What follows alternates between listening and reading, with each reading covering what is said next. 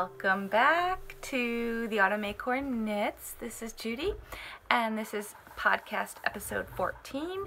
This is a podcast about knitting, crocheting, yarn dyeing, sometimes sewing, soon to be embroidery, and other crafty endeavors.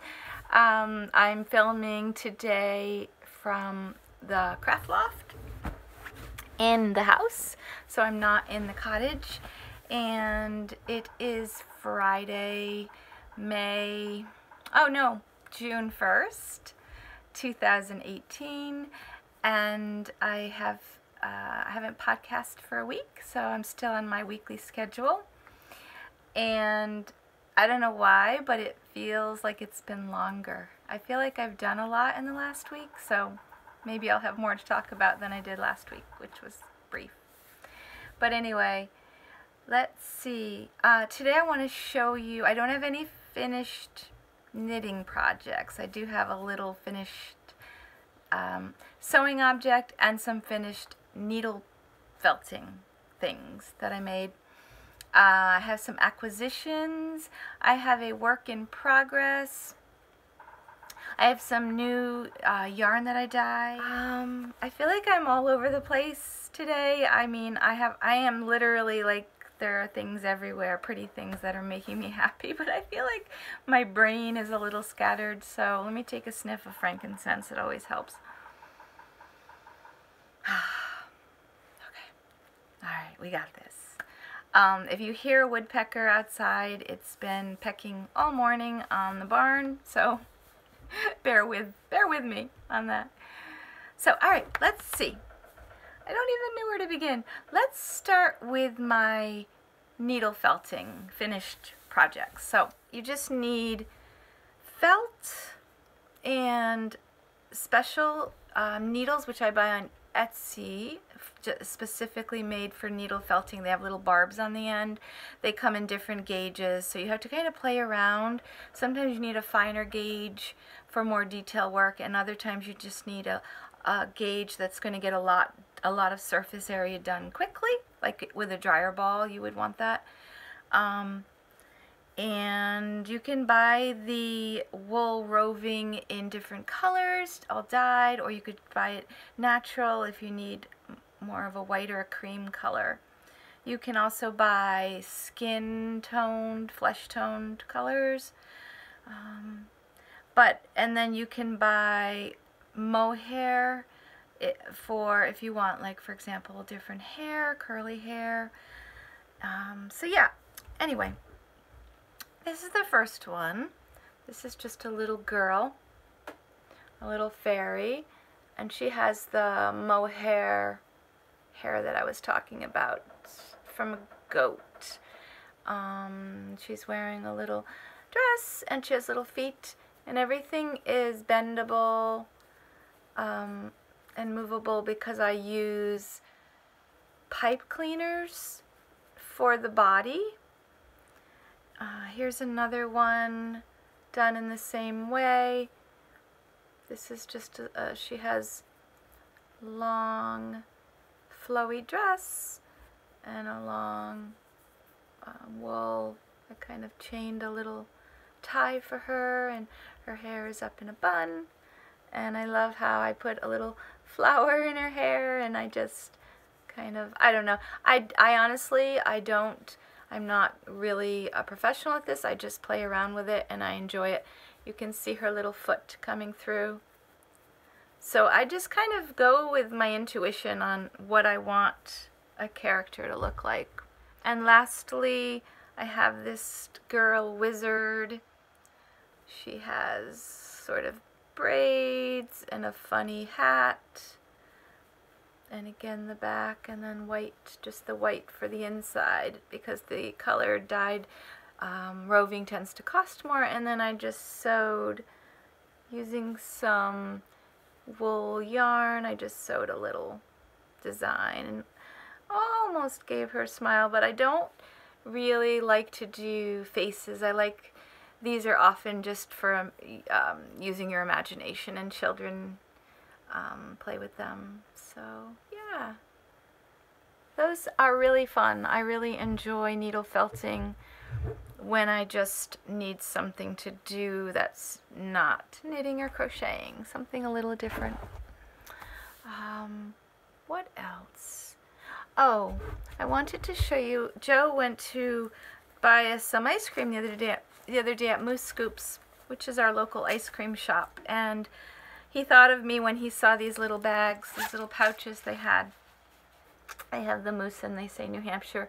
I have been seeing moose almost daily. Joe and I actually got to see one together that just, was it yesterday or the day before? So I'll put some more footage of that at the end. But they are just everywhere and they're so beautiful. I've been seeing so much wildlife. I saw a bear the other day crossing the road. I assume it was a female, about the size of a female bear.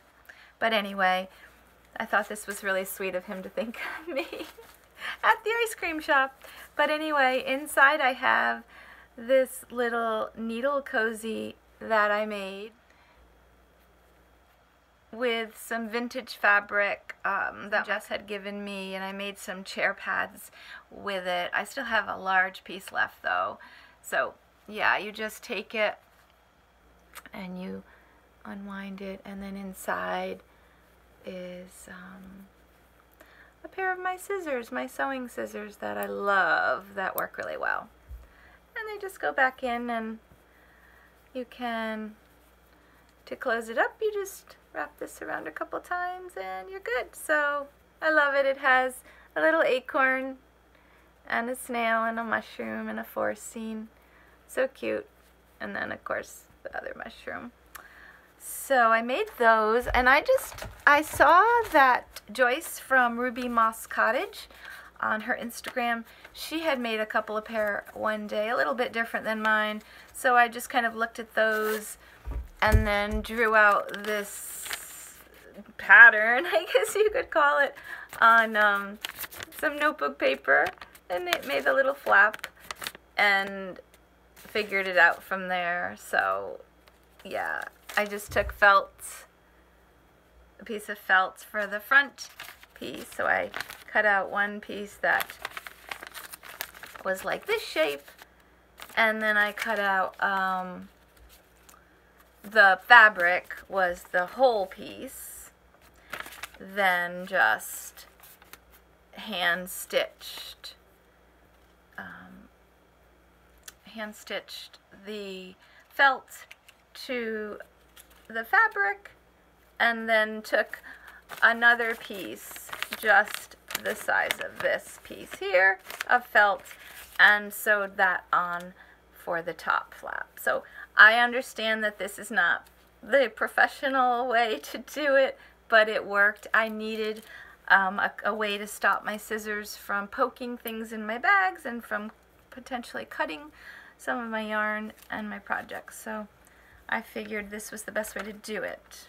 And my stitches are not the neatest, especially down here, because the needle kept poking, the scissors kept poking through, so I had to reinforce the bottom. So anyway, that was a little, probably a half-hour project I worked on one day.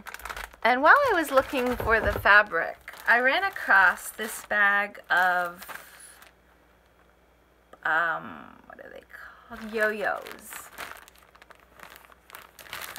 There are 100 yo-yos in here, and they're just the cutest things.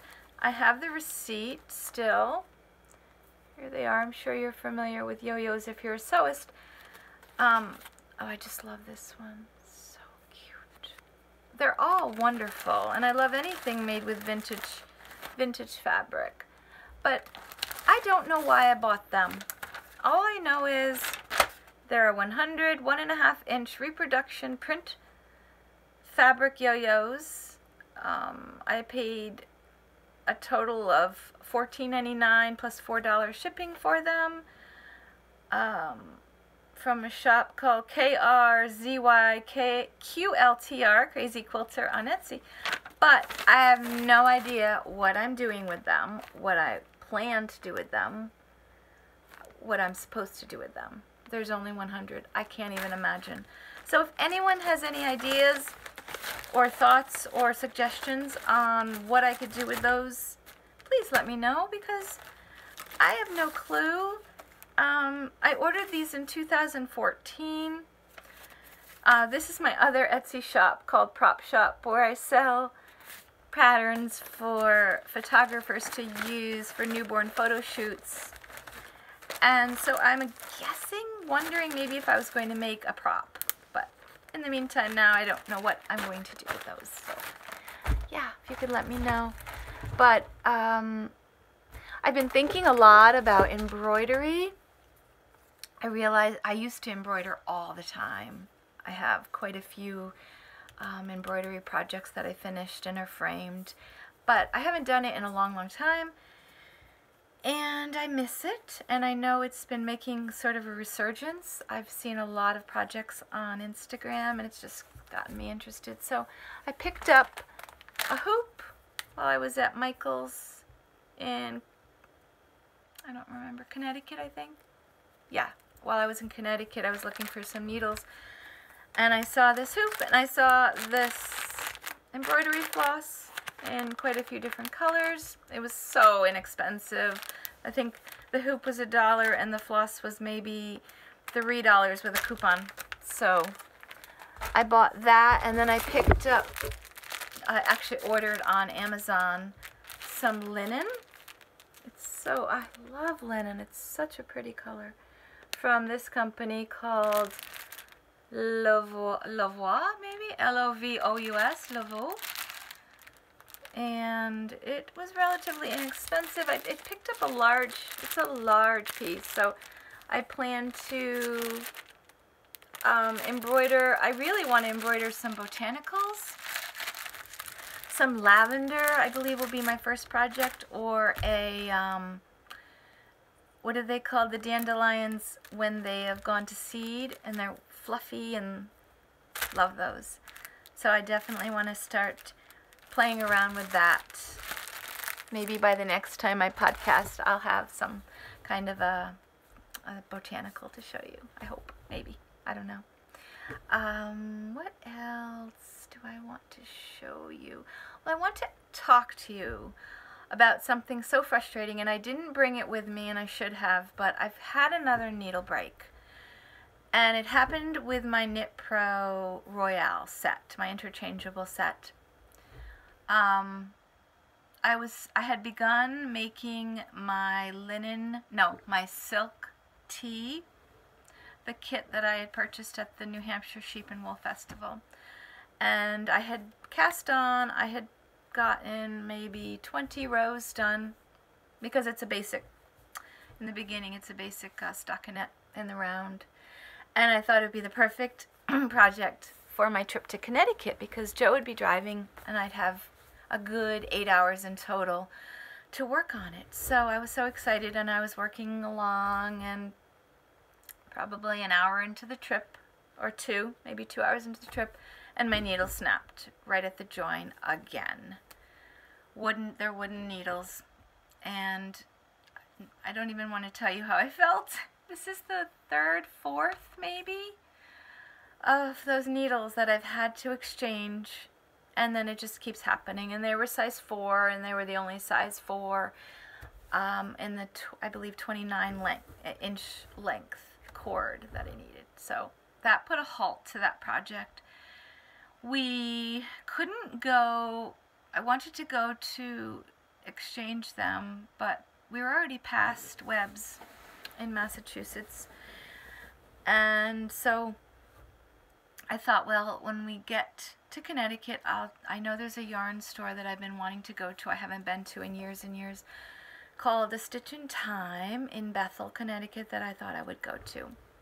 So we did. We drove there, and they didn't have the size I needed. I was thinking I would even go to a 3. They didn't have a 3, they didn't have a 4 of anything, any interchangeable needle in, or any fixed circular in the length cord I needed. So I didn't get any. Then I said, well, fine, let's just go to Michael's or Joann's, and I'll try to find a pair there. So I found this pair by Loops and Threads in a size 2 because I didn't have a 3 or a 4. So I said, alright, I'll try a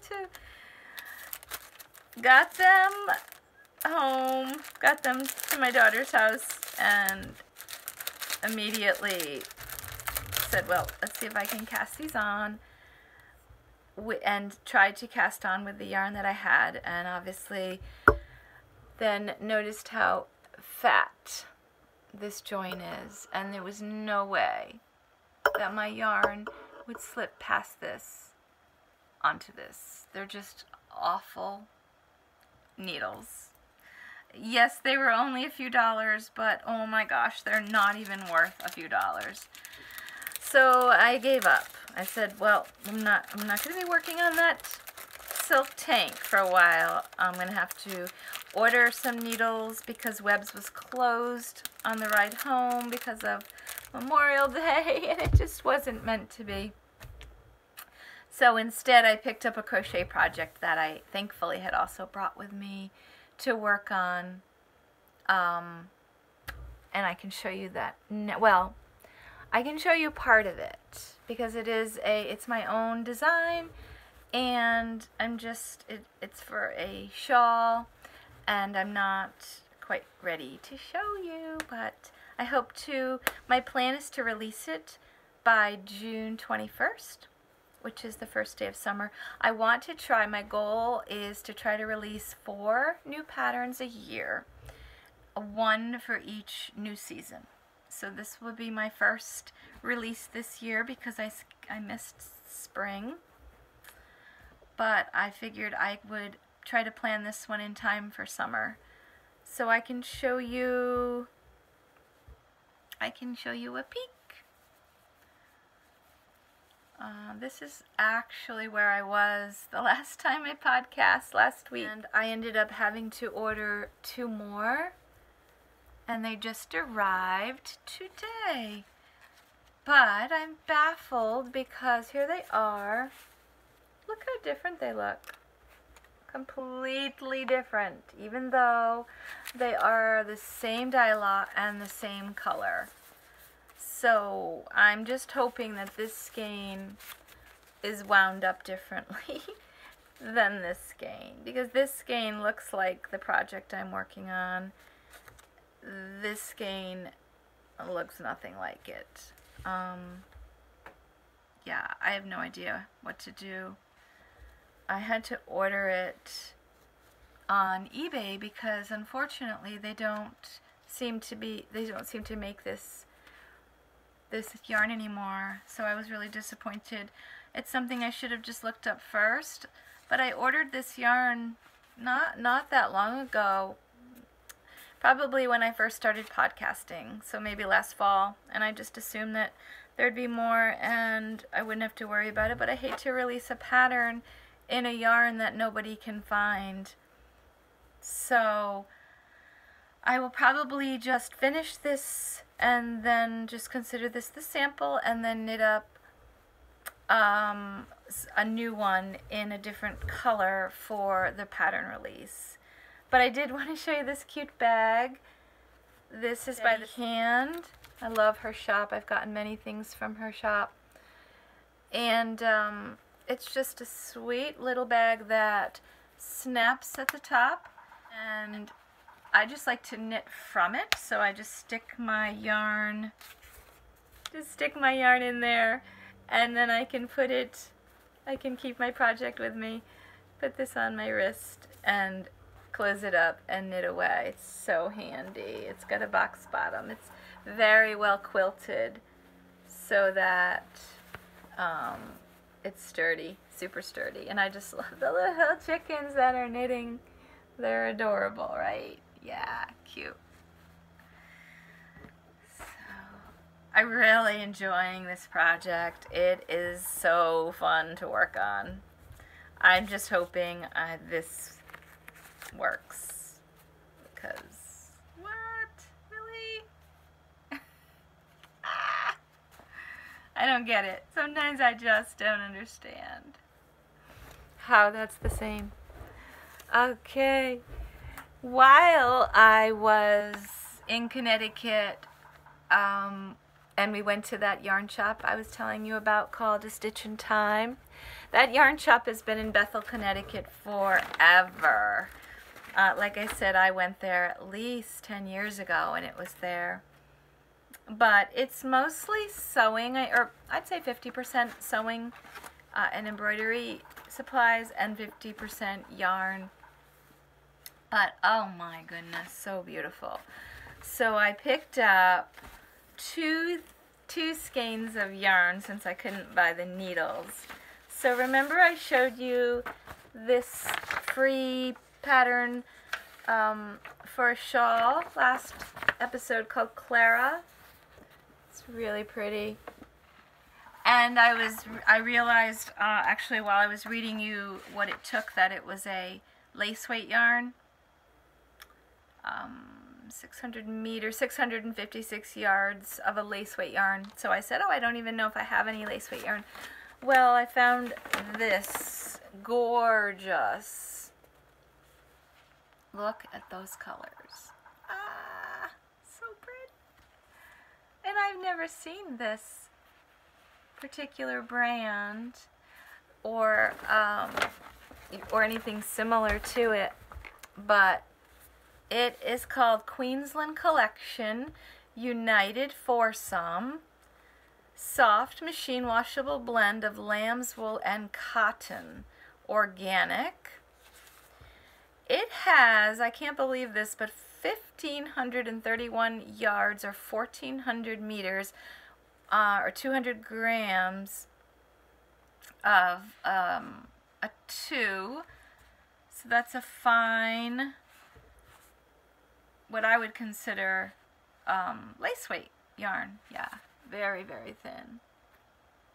And just so pretty. So pretty. I love how it's dyed. So I thought this would be perfect for 2. It would really be enough to make 2 of these shawls. So I'm really excited about that. Can't wait to work with this yarn. This wool and cotton yarn. So, yeah. So that's going to be a very inexpensive shawl when I'm finished because this ball was $25 and I need less than half. So for $12.50, probably less than that, I will have a shawl, which is phenomenal. Love that. I love to save money. So the other thing I picked up when I was there, oh, I should have shown you how pretty the Clara looked when it was open. Didn't really show you that. Is that pretty? Yeah, I love that. Simple, but I think gorgeous.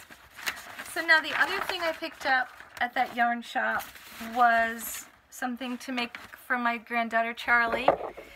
And she won't be able to wear this for a while, but it is this little poncho. And this was a free pattern by Plymouth Yarn. So if you bought, and you could buy the yarn there, so that's what I really was attracted to. They had a sample of the poncho in this color, and I'm like, oh, whoa.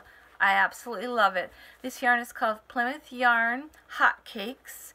This one is 75% acrylic, 25% wool, 200 grams, 404 yards, and this is a worsted weight machine washable yarn, which is perfect for a baby. So here it is, and I am in love with that colorway. It is just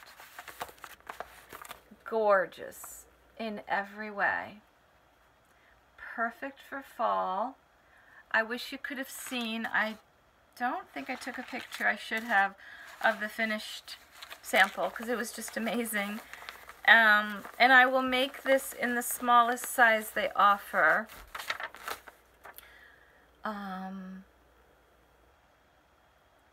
to fit a child size 2. 2 is the smallest size, and Charlie will be 1 in September. So I may have to just go down, you know, reduce the size of the poncho. I have to look at it and see if I can modify the pattern, because I think by then she'll be probably walking or at least standing up a lot, and I think it will fit. But I'll have to adjust it because she's tall, but she's not a big baby. So we'll see. I think it's going to be so cute though, no matter what. So I cannot wait to cast that on. Oh, by the way, I am going to be announcing the winner of the crochet along that I hosted that ended on May 31st. And I am really excited to tell you who won that and to show you what they won. Anyway, you know what? I really wanted to ask you guys about, as far as the needles, I went online to try to find a different set. I really just need to change to metal needles, but I want an interchangeable set. What do you recommend? I normally like to use smaller sizes, so it would need to be a smaller kit. I'm desperate. I just need something that's not going to break, that's not going to frustrate me, that's not too blunt of a tip, not too sharp. I'd like the cords to be flexible and have sort of memory to them, and I'm just ready to invest in a really, really good set. I mean, the Knitter's Pride Royales were over $100. They were a gift. I thought they were great. They're pretty. I mean, I love a lot of things about them, but they keep breaking, and I can't have it. So yeah, let me know. Let's move on to yarn dyeing. As you know, if you've been watching the podcast, I've been experimenting with dyeing for a couple of months now. Started with food coloring, dyeing with food coloring, and loved it. Dyed up some really pretty skeins, some that were not so pretty, but it's all about learning. I've only dyed so far worsted weight and fingering weight, but I just picked up, when I was at the New Hampshire Sheep and Wool Festival, some samples of some Cushing dyes, which are acid dyes, and I wanted to just dabble in them before I moved on to natural dyeing.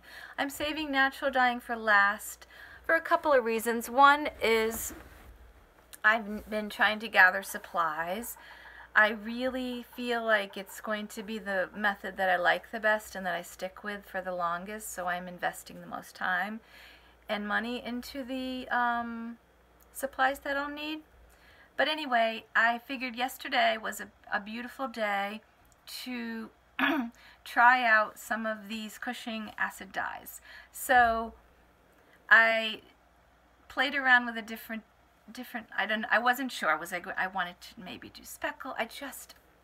That's the part I get lost in, is color combining and all of that. But I only had, I think, 7 samples, so I had to start somewhere. And so I started with, well, I started playing around with some different shades of Aqualon Wine. So here is one of my little samples, and I thought that was a very pretty color. Here it is, a little lighter, kind of mauvey. And then the one that I really liked was this wine, really darker berry color. I also played around with some of the gold colors that I picked up, and I thought that one was really pretty. And then this one was a different shade of gold. I believe this one was called Golden Nugget, and this was just called Gold. And I was going to mix a couple of them together, these two in particular. I don't know. I had all these ideas, and in the end, I ended up with this.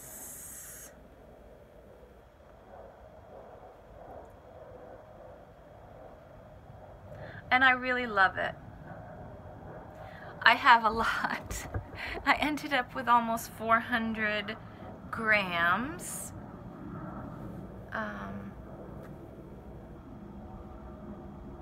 There it all is. Yeah, I love it so much. I really do. It's squishy and soft, and I think the color is nice.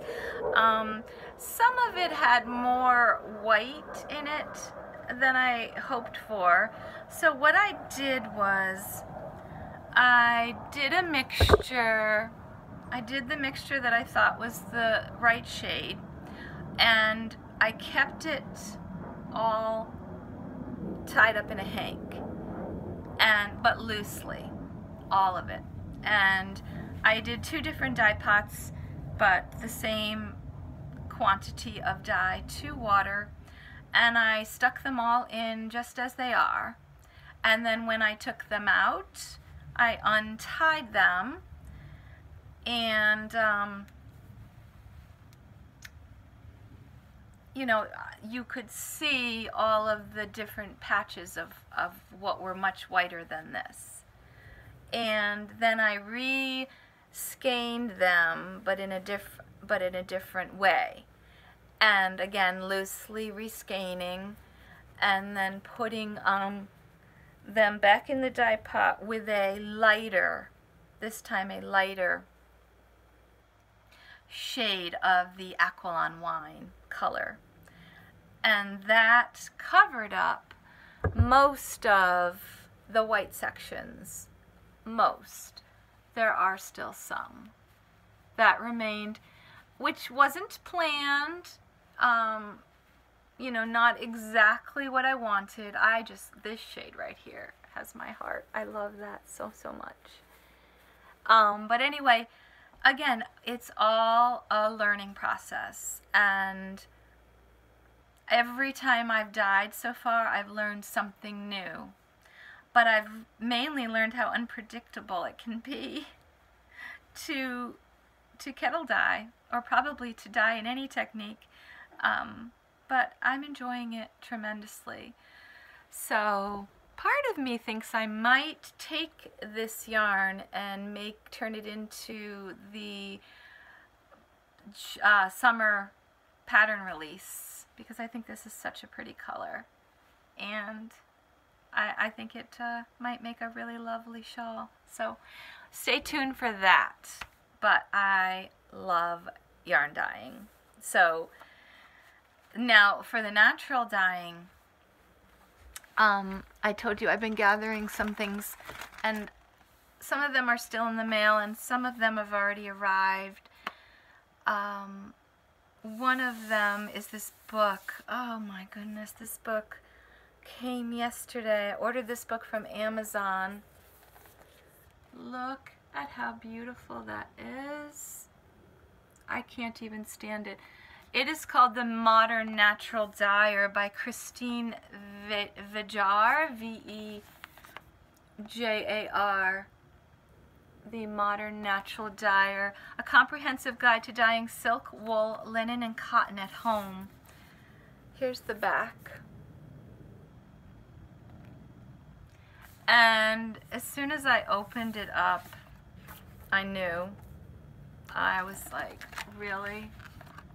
How gorgeous. I just know I'm going to love dyeing with plants so much. Indigo.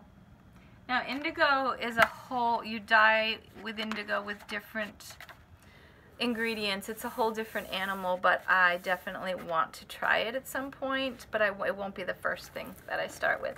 This page has me all heart eyes. Look at that. I want to make some of these shade cards right away. As soon as I start, as soon as I begin natural dyeing, I'm going to start those shade cards. I sort of started a dye notebook, but this is a better idea. Just showing you what So this page here, which matches the front, right, is Dyeing with Cochineal. This is how you spell cochineal. And cochineal are these little beetles, and I bought some, I'll show you in a moment, that grow across the deserts in America, and, well, actually, in North America and South America. And so the cactus are what the cochineal, I guess, are attracted to. So the insect can be used fresh off the cactus or dried. It's also available as an extract. Sensitive to shifts in pH, cochineal turns bright red and pink when the dye bath is acidic and purple when the dye bath is alkaline. It's the only FDA-approved natural red colorant, which I thought was fascinating. Cochineal is quite potent, so very little is needed to create bright, saturated colors. I mean, if I could make these gorgeous colors, I will be so, so happy. They're just perfect. So this is what I ordered. This is the cochineal that I ordered. And you can hear them. They are indeed little insects, which is kind of gross, but I like that they're natural and they're safe. And I love pinks and purples and reds, so yeah, I'm so excited to try this. What was the podcast I was watching? It may have been Fiber Tales. I love that podcast. Or Mandarin, Melody of Mandarin's podcast. One of them, I believe, was dyeing. Or it could have been New Leaf Podcast, another one that I adore with Carmen from the Netherlands. One of them was dyeing with cochineal, and oh, the results are just so pretty. Yes, it was New Leaf Podcast. It was definitely Carmen, because she wasn't sure how much to use, and the directions seemed to call for too much, so she used a smaller amount in it, right? So it's just all an experiment and a learning process. So, but I also bought some alum to use for my mordant because I needed more, and I thought I would try alum instead of the other one that I was using. So that should be really fun. Now I wanted to tell you who won the crochet along. So this was for the Hydrangea Stripes blanket that I was crocheting using sock yarn, scraps of sock yarn. I've shown you the finished project in either the last podcast or I think the podcast before. So you've already seen it. And the winner is going to win this beautiful prize package of this project bag, this skein of yarn called the Autumn Acorn, which I love so much, this needle cozy by the Steady Hand,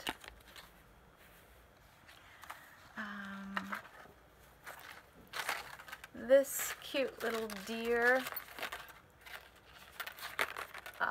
Progress Keeper by GMHN Knits, and these little stitch markers by Knit Coast Fibers. Hold on